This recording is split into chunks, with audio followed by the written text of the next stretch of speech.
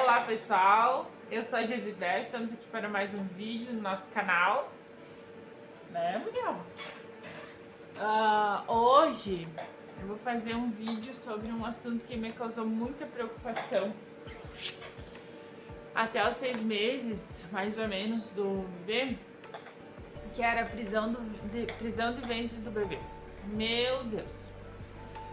Então eu vou contar pra vocês como que foi essa fase e o que a gente fazia para amenizar os sintomas e as preocupações que eu tive sobre esse assunto, tá ok? Então, se você ainda não é inscrito no nosso canal, se inscreve, ativa o sininho das notificações, curta e compartilhe os nossos vídeos para ajudar o nosso canal a crescer, tá bom? Vamos lá então. Assim, o Muriel teve muita prisão de ventre até os 6 meses, quando ele mamava. Que titi agora, no meio do vídeo. Quando ele mamava, ele mamou leite, né? Fórmula, desde pequeno também. Aí, assim, a gente começou numa fórmula, trocou pra outra e foi trocando porque achava que era aquilo que causava prisão de ventre, mas assim, todas as que a gente passou, não, assim, mudando de uma para outra, não mudou muita coisa, né? E ele mamava também no peito, né? Mas aí, assim, ó, teve épocas ali, dias que, tipo assim, ele ficava, como ele teve muita cólica também, então isso incomodava muito. E ele ficava assim, irritado e, sabe, chegava às vezes 3, 4 dias, não fazia cocô. Teve uma semana, teve um período que, se não me engano, ele ficou mais de uma semana sem fazer cocô. E daí, a gente ia no pediatra todo mês e falava, né? Daí a pediatra, daí o que eu disse pra ele? A gente comprou na farmácia, sem orientação do pediatra, né? Quando a gente começou a ficar muito preocupado com ele, a gente comprou um xaropinho que é de lactulose de ameixa, tá? E a gente deu pra ele algumas vezes, mas a gente não queria ficar dando muito, né? E aí, o que eu comecei a fazer também foi fazer chá da ameixa mesmo. E daí, como ele não tomava chá puro, eu fazia o chá da ameixa e colocava na mamadeira, né, junto com a fórmula. E dela ficava meio docinha por causa da ameixa mesmo. E daí ele tomava.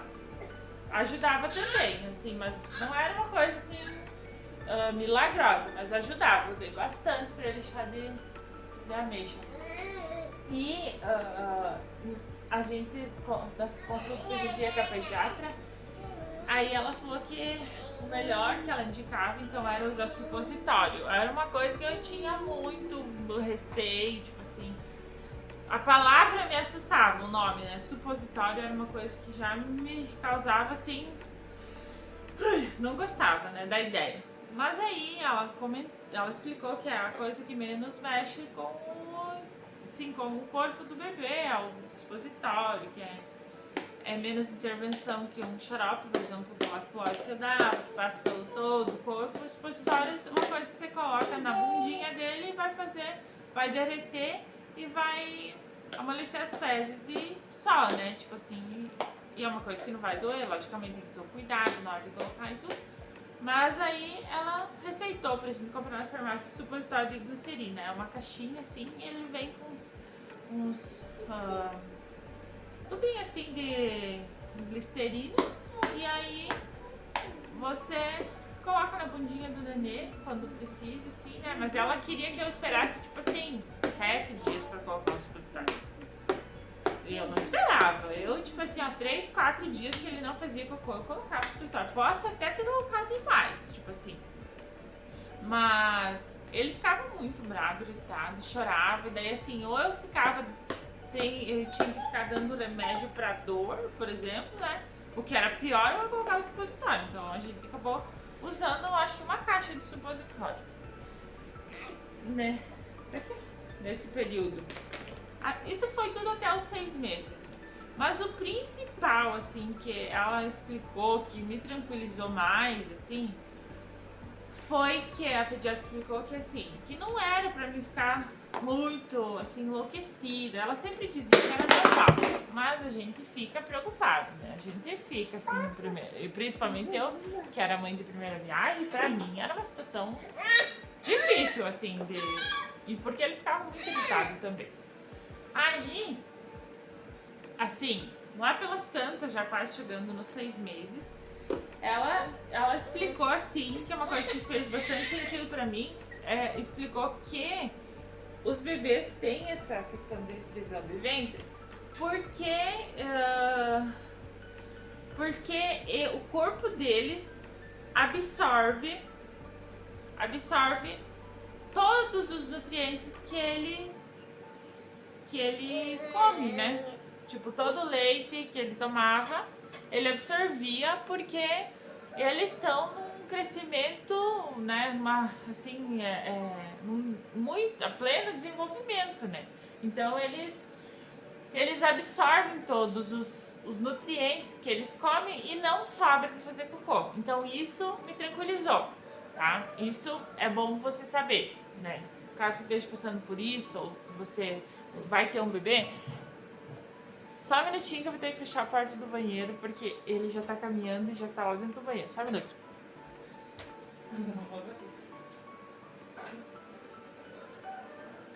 Se sentar. Pronto, calma ali. Então isso é uma coisa importante de você saber. Que pode ser que o bebê esteja tendo prisão de ventre, porque ele está absorvendo tudo que ele come.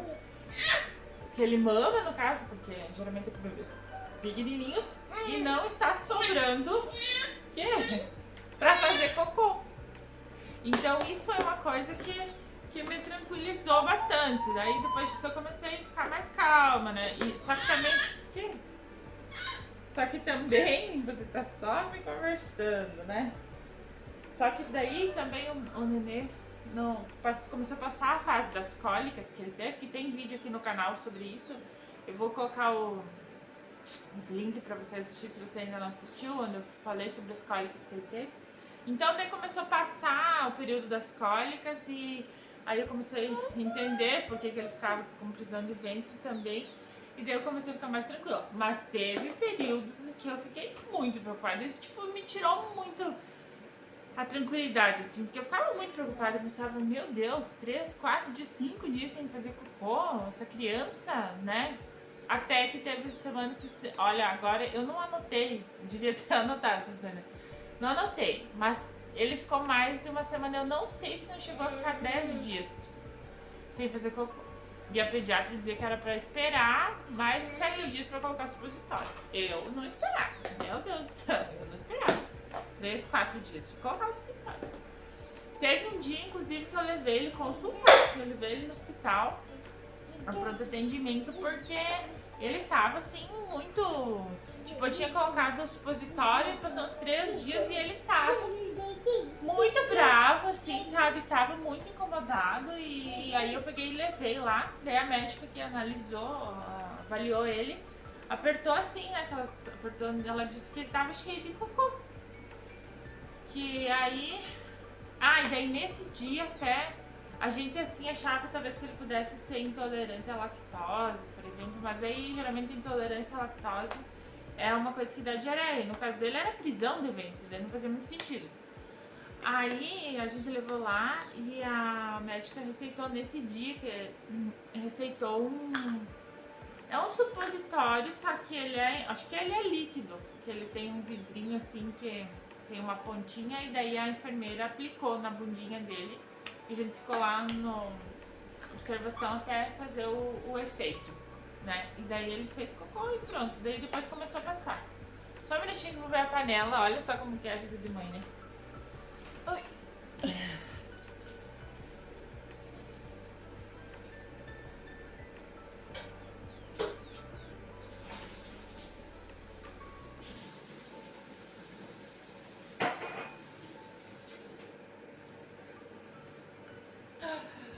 Ai, ai. cheio de interrupções, mas eu coloquei cozinhar a papinha do seu Muriel, né, e já tava quase seca de água.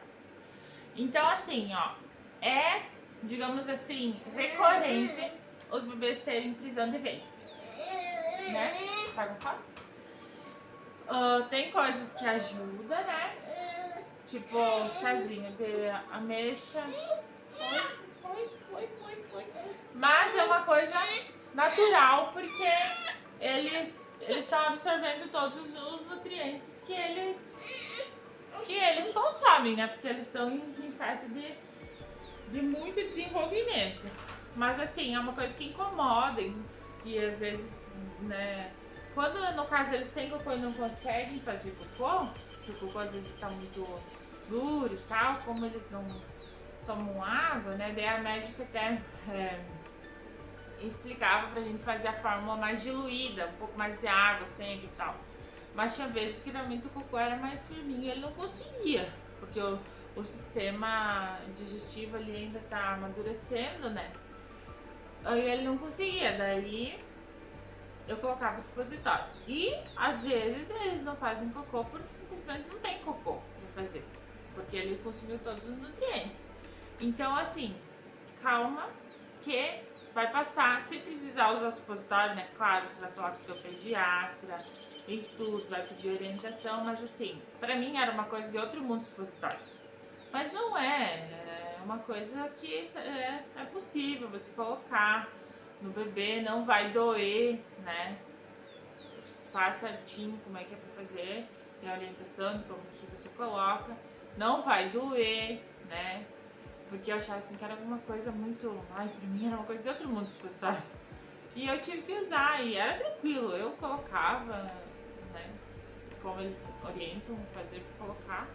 Ele não sentia dor, só tinha que ficar ali meio cuidando pra não sair pra fora, que ele não fazia o efeito, né? Segurando um pouquinho ali pra derreter. Ele derrete ali no final do intestino e pronto, daí as fezes ficam moles e eles conseguem fazer cocô. É uma coisa assim que não é complexa como eu imaginava, tá?